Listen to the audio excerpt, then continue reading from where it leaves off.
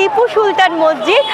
এই টিপু সুলতানের যে মসজিদ দেখছি ধর্মতলায়, সেটা দেখেছো অ্যাম্বুলেন্স যাচ্ছে, আমার ক্যামেরাম্যানকে ধাক্কা মেরে চলে যাচ্ছে। ধর্মতলা এমনই একটা ভিড়ভাট্টার জায়গা, বিভিন্ন জায়গা থেকে মানুষ আসে।